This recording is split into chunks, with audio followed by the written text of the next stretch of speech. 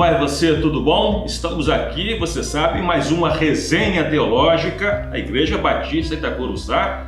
Ficamos na Tijuca, no Rio de Janeiro, e você vai ouvir um pouco mais agora, detalhadamente, como foi o nosso domingo, os nossos 5 cultos, o que tratamos, o que conversamos, o que trouxemos de novidade para você refletir. E vamos refletir junto, já interaja aí. Pastor Israel Belo de Azevedo, que eu chamo carinhosamente de Rabi, e você sabe por quê, né? Porque ele é doutor em teologia e sabe muita coisa.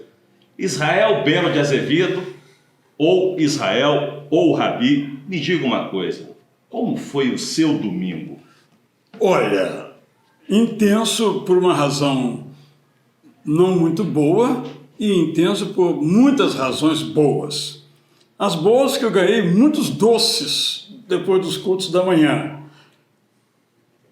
A outra boa que nós tivemos cultos muito inspiradores, tanto às 7 horas online quanto os demais. E a ruim é que tivemos um outro culto extraordinário de gratidão pela vida de uma irmã nossa que nos deixou. Então, um domingo de alegrias e tristeza, mas tristeza regada à gratidão. E começamos às 7 horas, e você estava lá, e nós falamos um pouquinho sobre esse negócio aí de falar mal da vida alheia, né? Mas isso não nos atinge, né? Você acha, André? Hoje o cristão não tem esse problema. É um vício, né? ou também tem esse problema, André? Todos nós precisamos, de alguma forma, controlar a nossa língua. Você sabe que tem um sociólogo louco que diz o seguinte: a fofoca faz parte e cria entrosamento entre os seres humanos. Você concorda, Israel? Sim e não. E você, André?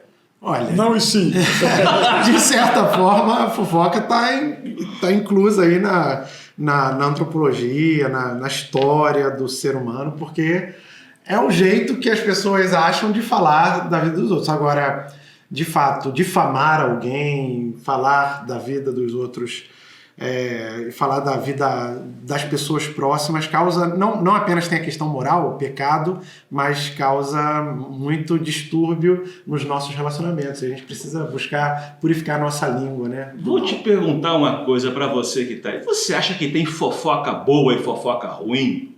O que seria então uma fofoca boa e uma fofoca ruim? Por exemplo, estou com o pastor Israel, estamos aqui, eu digo, depois me afasto dele, o pastor Israel hoje está elegante, não, o pastor Israel hoje está com uma roupa que não ficou legal. Isso é uma fofoca boa? Isso faz bem, faz mal? O que você acha, Israel? No caso, você citou aí esse sociólogo, de fato, nós temos um mercado da fofoca, né?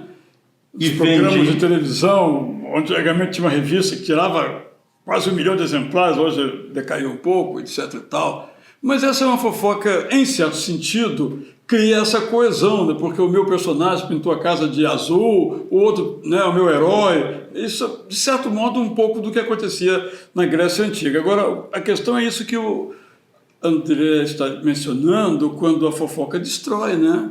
Esse é um aspecto. E aí, quando é contra a gente, e a minha pergunta é a seguinte: tá bem, você fez fofoca, ok, mas e quando você é alvo dela? Como é que você reage? Essa é a questão. Acho que o interesse da fofoca tem a ver com a nossa condição humana mesmo. Nós somos movidos por histórias. A narrativa, né? Ter uma metanarrativa, uma história da nossa vida sendo contada. E a gente quer ouvir a história dos outros. Tanto é que Jesus ensinava por meio das histórias, né? Das parábolas. Mas quando a gente ouve a história de alguém e denigre a pessoa, rebaixa a pessoa, coloca ela abaixo da linha da dignidade que Deus nos chamou para sermos a sua imagem e semelhança, nos criou assim. É o caso do humor, né? Então, o humor, sabe que o humor de televisão, de teatros, subsiste sem humilhar o outro? Ô careca! Ou você que é anão, hoje isso não existe. Eu não sei como é que o humor está sobrevivendo, porque isso agora está fora de questão. Mas eu acho que o importante é entender aquilo que o André falou, né? O nosso coração, né? Nós temos que ver. Se eu falo de você bem ou mal, qual é a minha intenção? É verdade. Eu sou superior a você. Eu acho que no fundo da fofoca, assim, eu sou melhor do que você. Você fez uma coisa que eu não faço. Você sabe, Israel e André, que há muitos anos atrás vi um filme com a Meryl Streep chamado Doubt, em inglês Dúvida, que tinha um clérigo que ele é acusado por ela, de forma muito assim, tímida, de que ele tinha algum tipo de relação que não poderia ter com uma das alunas, né? Uma das freiras, na verdade. Isso causou uma revolução naquele condado, ele teve que ser expulso, quer dizer, uma mera colocaçãozinha, uma mera exposição, criou-se daí eu não sei se o filme veio daí ou isso vem do filme, que é o seguinte: quando você falar mal de alguém, você está lançando penas ao ar. Isso. Agora, então, vai lá e recolhe as penas. Aí o cara fez isso, voltou, disse: não tem como recolher as penas. É aquilo que você falou da vida dele. Que ficam, não tem mais jeito, é irrecuperável. Por isso que Tiago fala que a língua pode incendiar uma floresta. Né? Esses dias eu ouvi um comentário dizendo, foi você mesmo que comentou, já entramos nessa questão da fofoca que causa em algumas pessoas doença emocional. Assevera, faz brotar, e aí você fica, já entra também na mensagem que você tem trazido para a gente, e se você não assistiu, assista todas as mensagens sobre essa questão da saúde mental que o pastor Israel tem produzido, tem sido algo muito abençoador, e desejamos que você também compartilhe com outras pessoas. Mas eu acho que nessa questão toda, a gente fica... queremos fazer parte da sociedade. Certo. E ela nos diz quais são os meios de chegar. Se você não for fofoqueiro, André, você não vai fazer parte do nosso grupo. Porque aqui a gente fala mal dos outros, né? Nosso negócio é esse. Né? E isso também causa em algumas pessoas, Israel, uma certa doença. Porque eu não sou aceito, começa a me deprimir. É verdade. Como é que isso fica? Aliás, quando eu comecei a estudar sobre esse assunto, e aí apareceram as causas do transtorno mental. E uma das causas é o racismo. É você ser alvo de uma palavra, de uma atitude racista. Eu confesso a você que entendo que o racismo é um pecado, se é que podemos classificar de horroroso, todo pecado é horroroso, é um pecado realmente de graves consequências, mas não imaginei que algumas pessoas sofrem transtornos mentais e alguns, de certo modo, sem retorno, pelo modo como foi tratado em relação à sua cor, né? Então, só estou ilustrando o que você está falando, porque eu também disse nos estudos o seguinte: eu digo assim, André, você é careca. Ele morre de rir. Marco, você é careca. Pulo da ponte de Niterói. Entendeu? Ele fica deprimido, porque vocês são diferentes. E eu, quando falo, não falo igual. Não sabe o lugar do outro. E eu mesmo, o tom com que eu falo pode ser mais ou menos. Então, a gente, como o André disse, tem que tomar muito cuidado com aquilo que a gente fala. E aí, muitos pais aqui conosco, certamente, e eu sempre menciono isso, né? Se eu estou com raiva do que meu filho fez isso, fez aquilo, você realmente sabia que não ia dar certo na vida. Acabou. Eu estava com raiva, perdão meu filho. Acabou, falou, está falado e a consequência é trágica. Você lembra, Israel, o André também deve lembrar, apesar de ser o mais novo de nós aqui, né? Pouquinho. Mas existia um livro chamado, lá na minha adolescência, Há Poder nas Suas Palavras. Isso, Pro bem e pro mal. Eu acho que reforça essa tua tese. Os pais realmente... Você tocou na sua mensagem, numa delas, Israel, da questão... A igreja não pode ser responsabilizada, muito embora tenha muito o que fazer. Também não pode ser sociedade, muito embora tenha muito o que fazer. Mas o nascedouro disso tudo é a casa. Se você não tem uma família, tem uma família disfuncional, onde o pai, como você falou, critica de forma constante o filho, nunca faz nada de bom, a filha, a mãe, o cônjuge criticando o outro cônjuge, quer dizer... Você cria um emaranhado ali, agora fugiu até a palavra, emaranhado, né? Emaranhado de... André é cultura. André sempre foi o homem da Itália, gente, você está aqui, ó. Mas, e aí, essa pessoa fica marcada, Israel. Esse negócio aí de pessoas marcadas, eu não sei se você viu, André, se você viu aquele evento agora recente em Minas Gerais, em que houve um incêndio numa casa e a população rapidinho correu, fez 5 colchões e o casal, um atrás do outro, pulou e se salvou. Mas a história continua. Quem colocou fogo na casa? A neta. Quando eu vi aquilo, a neta colocou fogo na casa, eu falei, a neta? Como é que a neta mora com os pais, com os avós? Já tem uma história aí. E aí a avó diz assim, eu não posso condenar minha neta, ela é bipolar. Palavras daquela mulher. Onde eu não sei a história toda, mas observem, que história nós temos aqui? Teoricamente, eu não conheço o detalhe, pais, ou uma filha que não foi criada pelos pais, é criada pela avó, possivelmente tem uma revolta por razão A, B ou C, embora os avós lhe dediquem todo o carinho, mas avô é avô, avô não é pai.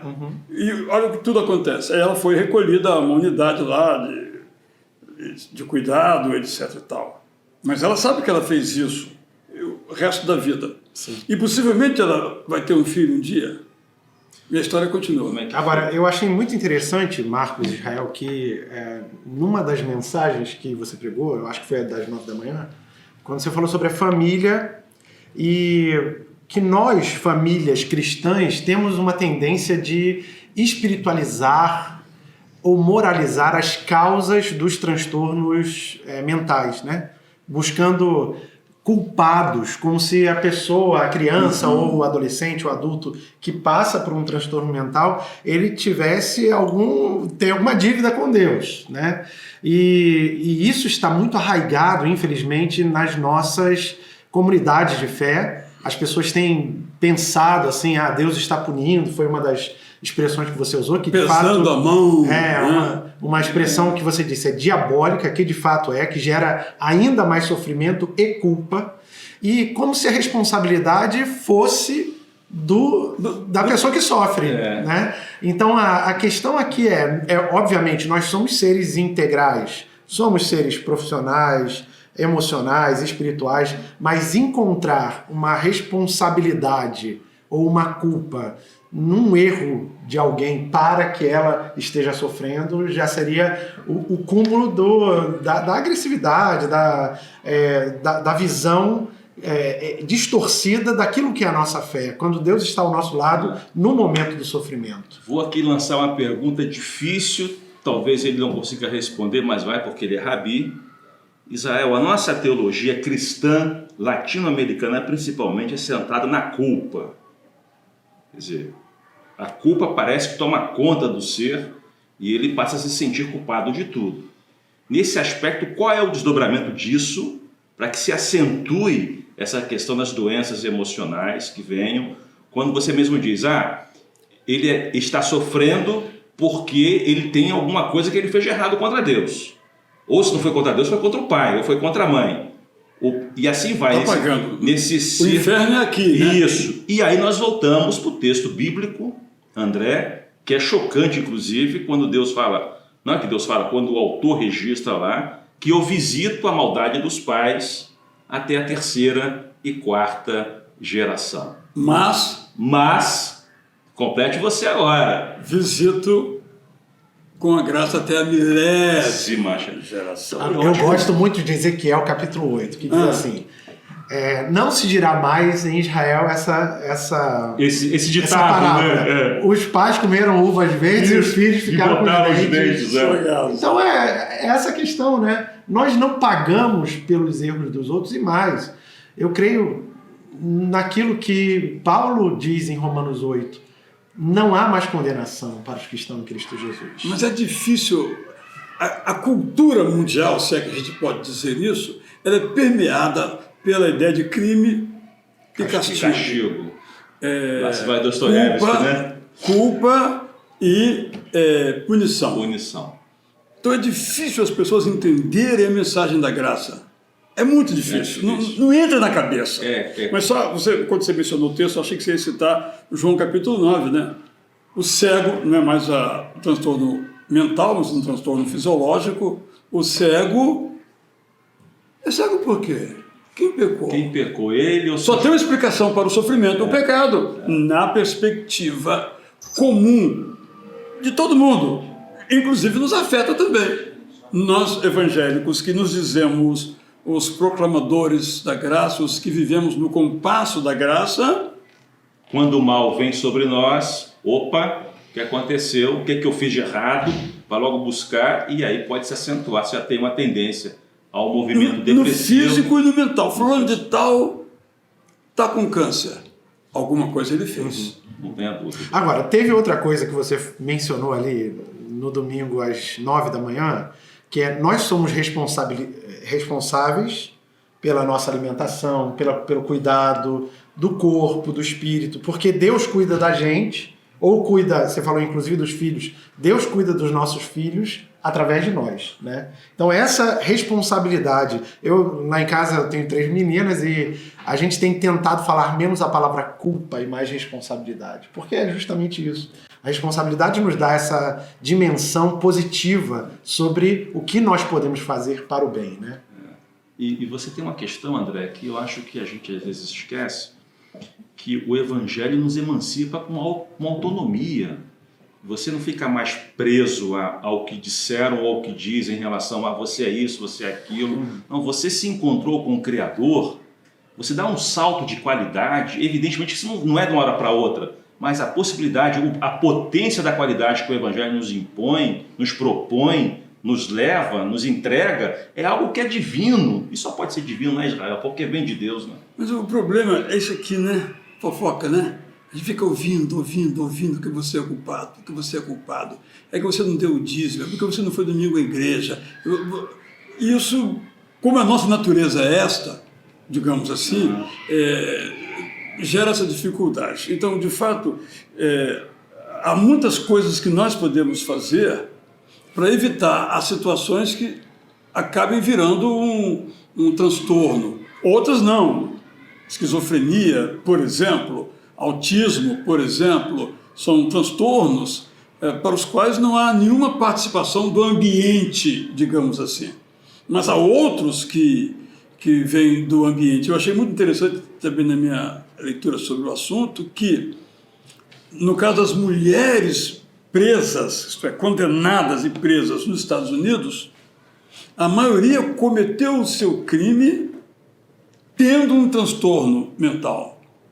A gente não sabe dizer o que veio primeiro, mas nós temos uma realidade aí. Então a gente olha assim, não, ela cometeu aquele crime porque ela é uma facínora, mas tem toda uma história daí, e a gente às vezes não presta atenção. É como o morador de rua.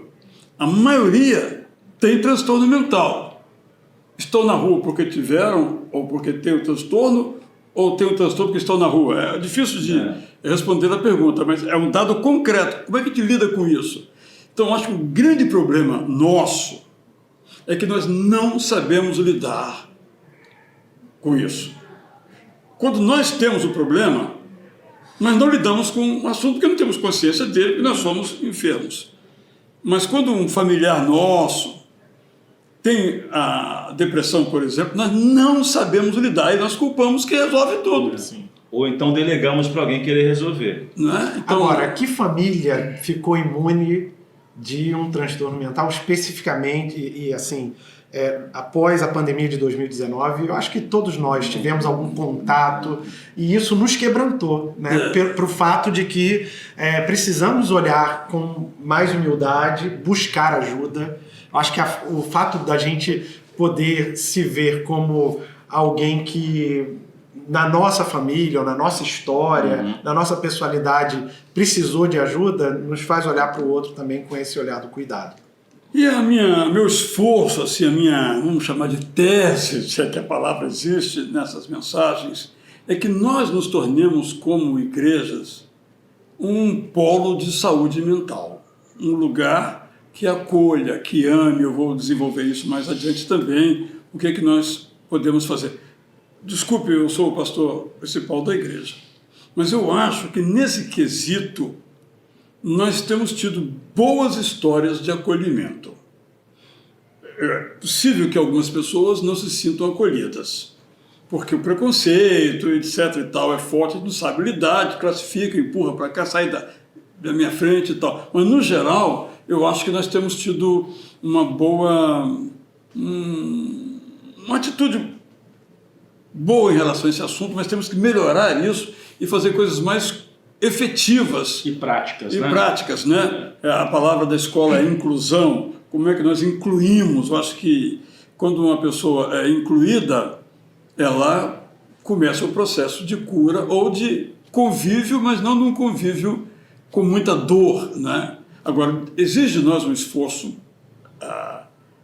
Nós estamos tão ocupados com tantas coisas, né? E a gente tem que se preocupar com mais isso. Tem situações... Vamos dizer na linguagem popular, né? Porque você falou assim, tem situações que são inevitáveis. O fato é ter, por exemplo, um transtorno na família de autismo, ou então, como você disse, das outras síndromes que são ligadas à nossa coordenação motora fina. Mas o que nós, como comunidades, como família, como igreja, podemos fazer para amenizar esse sofrimento, para abraçar essas pessoas, para que elas se sintam incluídas? Eu acho que esse é um desafio constante que a gente tem que melhorar. O que você falou da espiritualização. Meu filho, meu sobrinho está com depressão. Aí eu chamo ele para a igreja e ele não quer ir. Olha o que está sendo dito no fundo. Que é espiritual o problema. Porque se ele for na igreja, resolve. Como se fosse de fato resolver. Se fosse assim, virou a chave, vai na igreja, mas está tudo ótimo. Quando é uma situação que demanda, às vezes, medicamento, demanda uma longa terapia, mas a gente gosta de simplificar as coisas. Se não, né? Eu acho que, de forma geral, Marcos, a gente tem muito preconceito com a psicologia. Temos. Porque existem bons e existem maus psicólogos. Bons pastores e maus pastores. Eu acho que não é esse o motivo ainda de ter bons ou maus. É a cultura que é latino-americana. A cultura latino-americana, ela é da cultura do homem macho, né? Então, senhor, fortão, né? Fortão, senhor da história, não leva desaforo para casa, e também não tem esse negócio de tomar remedinho para ficar bonzinho, não tem.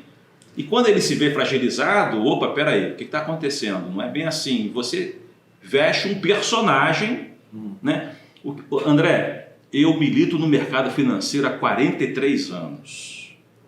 Deve estar rico, né? Desde que nasceu, então. Antes de nascer. No ventre da mãe dele já fazia negócios. Eu trago do meu mundo do trabalho, como Israel traz o mundo do trabalho dele, tirando essa questão sacerdotal, que é o pastorado. As pessoas vestem um personagem e vão ao trabalho, vestem o personagem e vão à igreja, vestem o personagem e ficam na família. Mas ela vai se exaurindo tanto para poder manter essa aparência, que chega uma hora que ela acaba de vez, ou ela se reconhece, não, preciso de ajuda, né?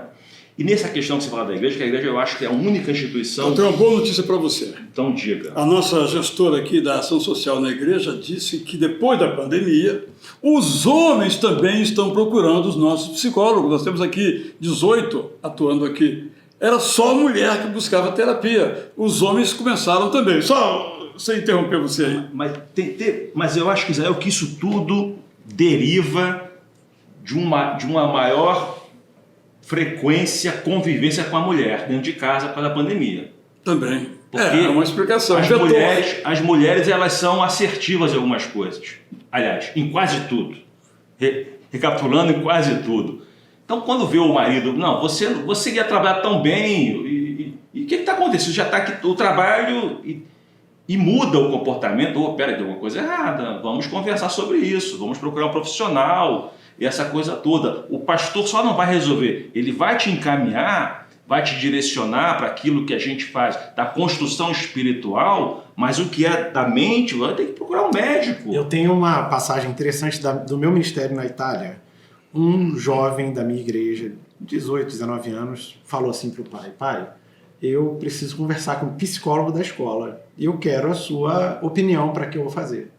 O pai, que não era da igreja, mas que o filho participava e participa ainda da nossa igreja em Milão, disse: você não precisa de psicólogo italiano, você não precisa de psicólogo, você já tem pastor André. Aí eu fiquei pensando assim, para essa pessoa, assim como para muitos de nós, Jesus é o meu psicólogo, eu não preciso de ajuda, porque o pastor, representante, sacerdote de Jesus, vai dar a cura que você precisa. E, de fato, a gente pode contar coisas, sem dúvida, com o cuidado pastoral, mas há cuidados específicos que demandam da gente essa atitude que é até mesmo corajosa de quebrar esses paradigmas e buscar. Mas o pastor Israel falou isso no domingo nas mensagens, porque os próprios pastores, André, construiu ao longo desse século no Brasil, Batista, a ideia de que é um super-homem, a ideia de que eu resolvo, a ideia de que eu sou o santo do santo aqui no negócio.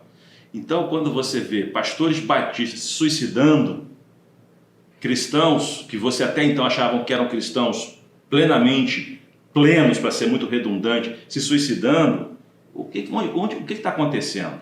Na verdade, a gente também tem um pouco de culpa, penso eu, porque a gente também viveu durante muito tempo o Evangelho como o Evangelho fosse a coisa, nos fizesse a pessoa mais espetacular, mais maravilhosa do mundo, sem problema nenhum, sem dificuldade nenhuma e pleno. E não é verdade, a gente continua sendo um ser humano, carne e osso, desejando, não desejando, sofrendo, não sofrendo, com pão, sem pão, com emprego, sem emprego, com dinheiro, sem dinheiro. Isso tudo vai nos afetando, vai nos formando, ou não é isso também? Exatamente.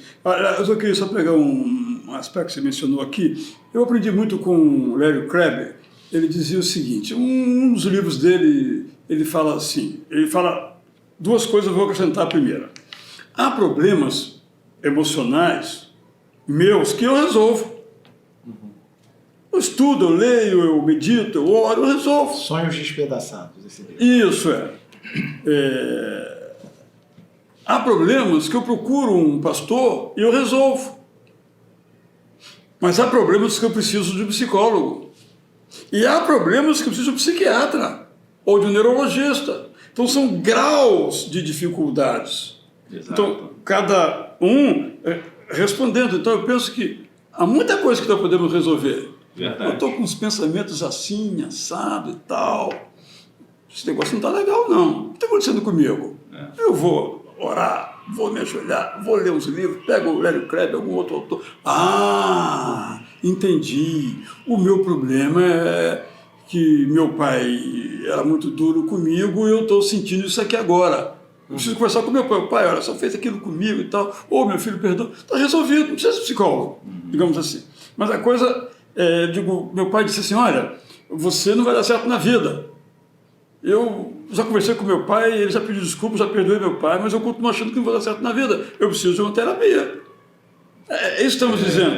Aí eu desenvolvo, por alguma razão, algum outro tipo de problema. Eu tenho que buscar um remédio, porque é um outro grau de transtorno.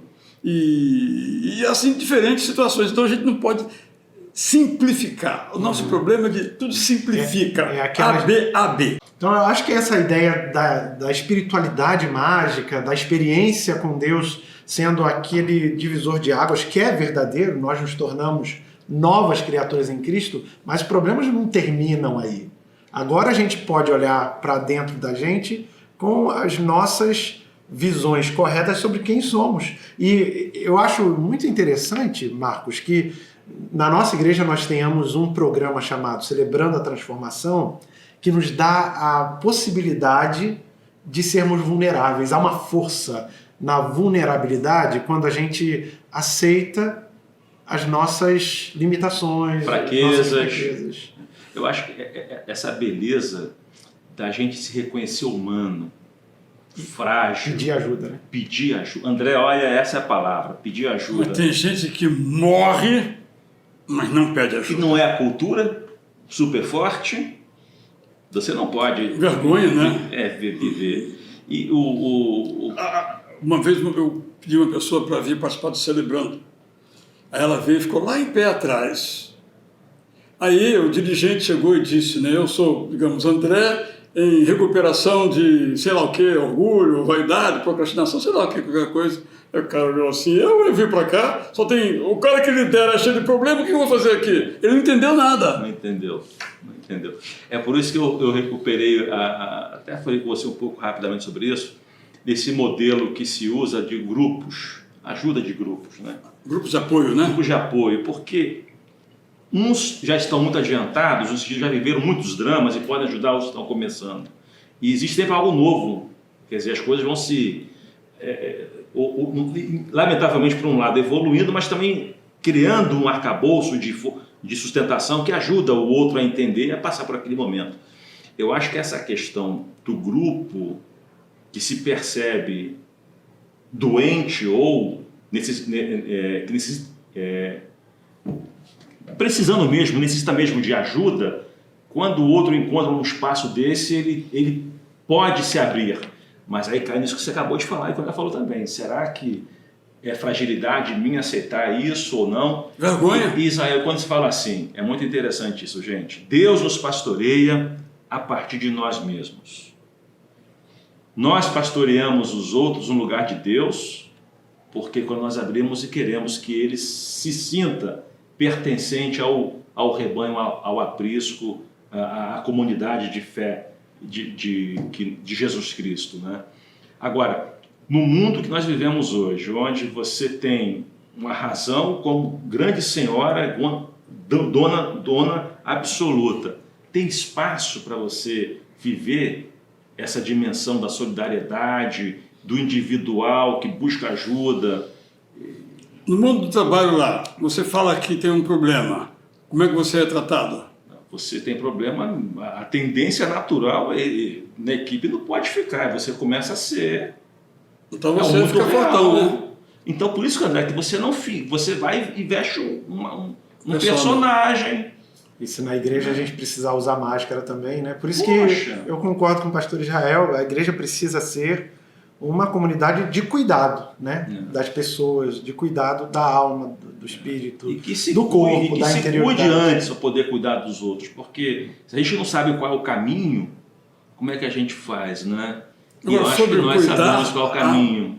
Sobre o cuidado, nós temos uma ponte interessante com o culto das 5 horas, né? Exato. O que a missionária Rani Laurino está fazendo lá na ilha de Lesbos, André? Eu não pude participar porque estava naquela situação do funeral mencionado, mas o André... A Ranieri está fazendo um trabalho extraordinário há 2 anos na ilha de Lesbos, na Grécia.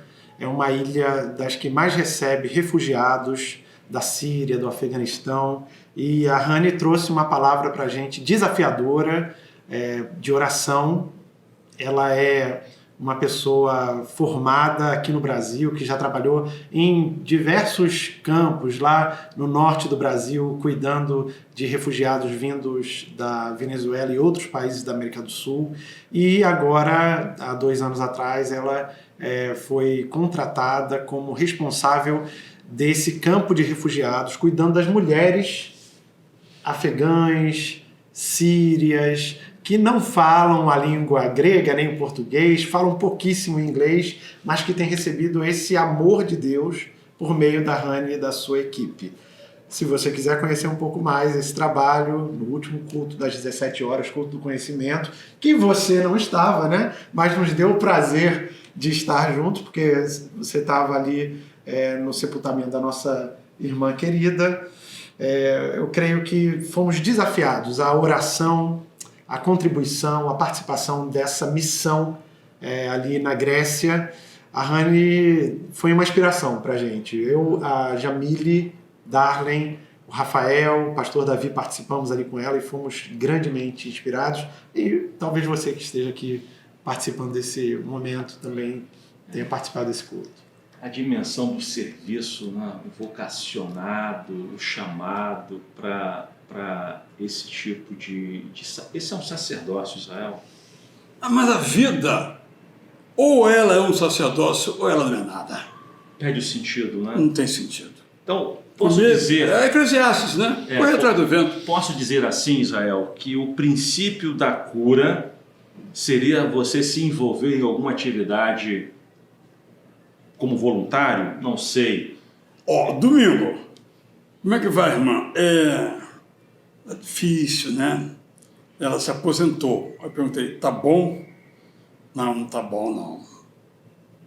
Então, vem ser voluntário aqui no nosso programa Crescer.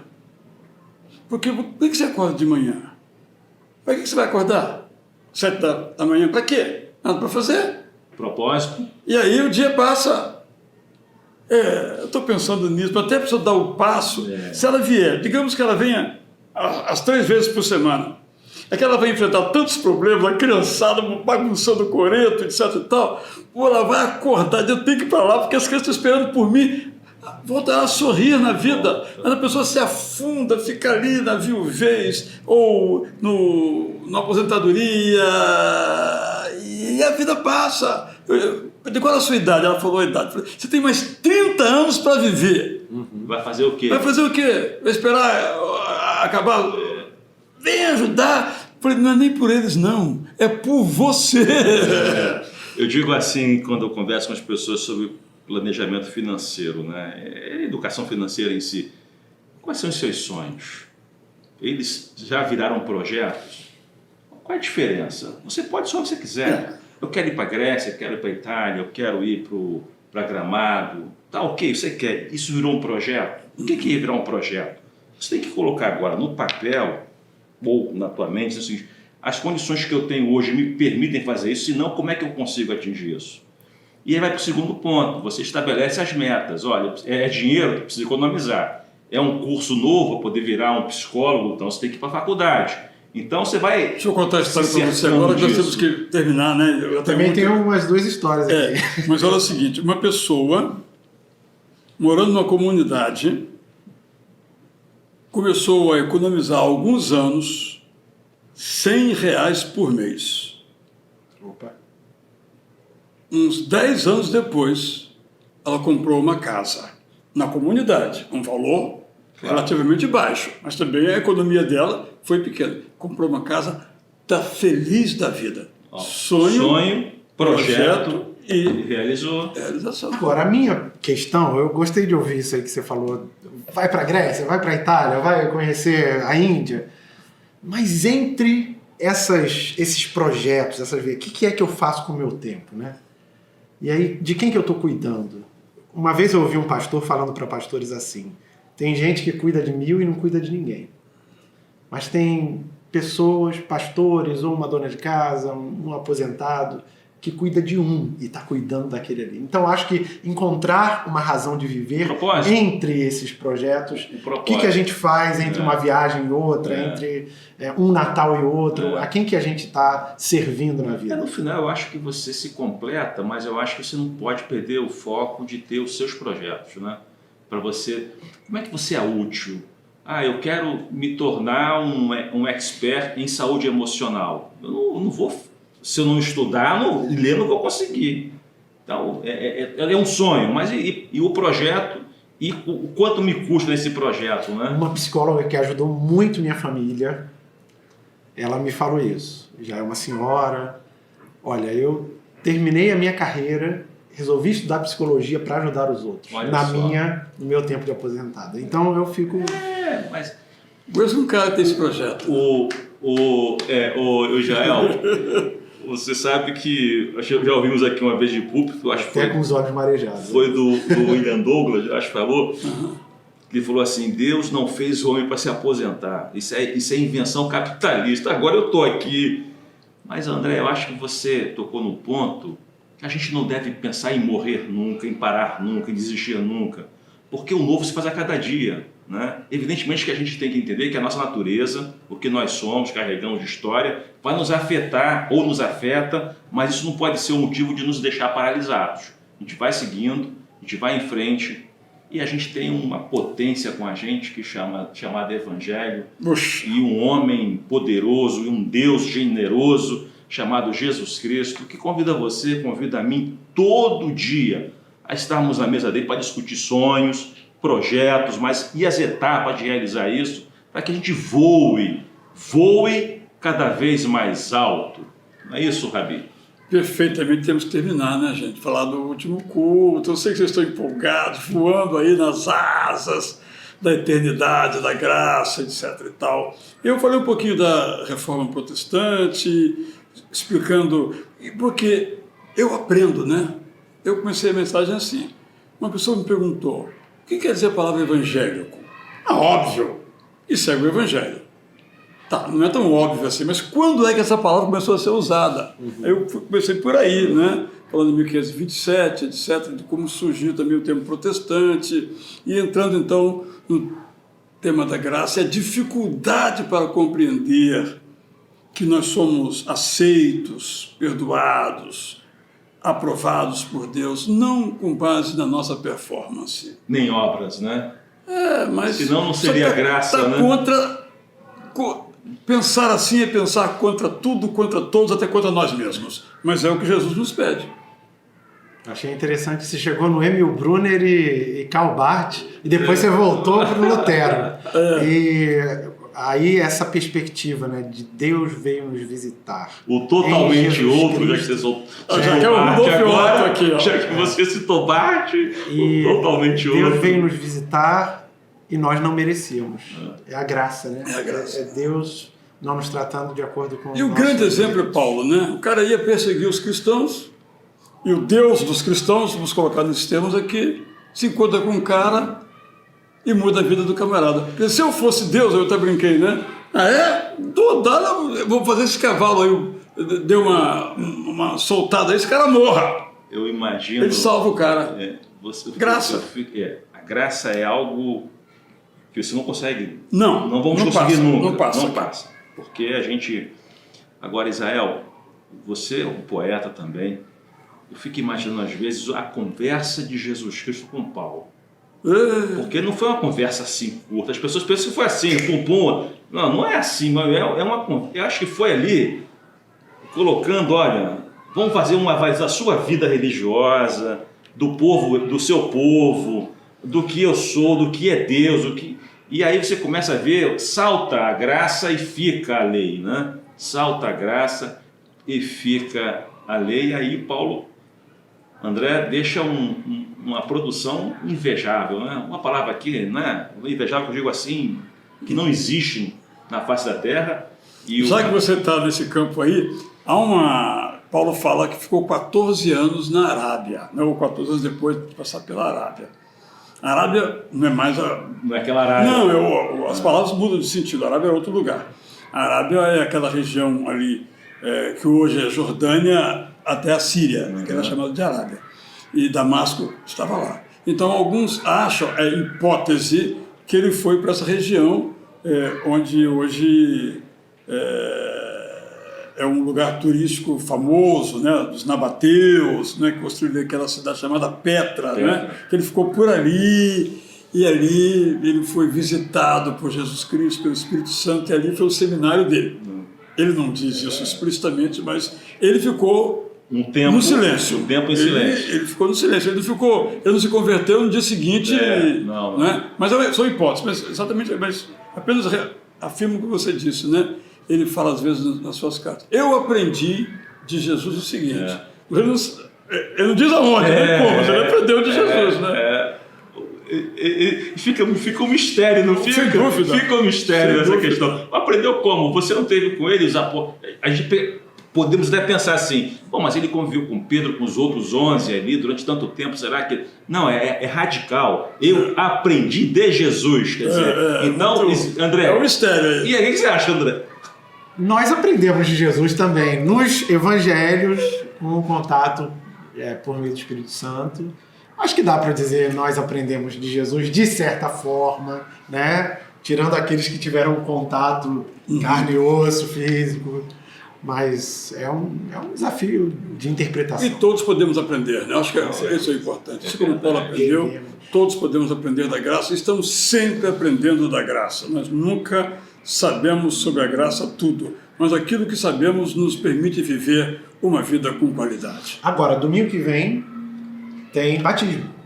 Tem batismo. Dia 29, culto das 11, batismo. Uma galera jovem e também olha a graça aí, olha a graça. Salvos pela graça e batizados.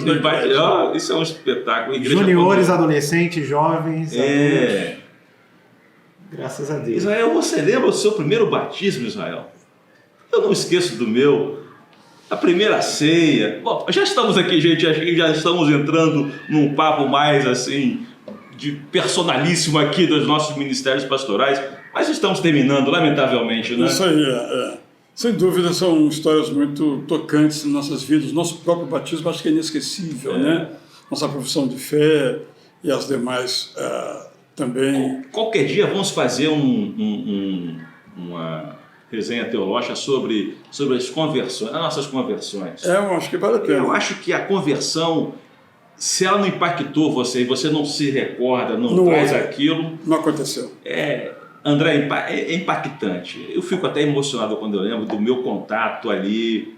Vila da Penha, gente. Eu tinha 16 anos de idade. Né? Se não é o Evangelho, é o quê? Se não é o Espírito, é o quê? E assim fique você. Agora despedimos aqui com o Rabi, que vai se dirigir a você nesse momento. Obrigado por sua participação conosco aqui. Graça e paz na sua vida. Desejamos nos encontrar proximamente em mais uma resenha teológica aqui da Igreja Batista em Itacuruçá. Tendo perguntas, observações, estamos aqui para contribuir com você. Não gostou? Também critique, que a gente quer ler depois. Se você gostou, então divulgue, comente e indique para os seus contatos. Boa semana. Deus abençoe. Amém.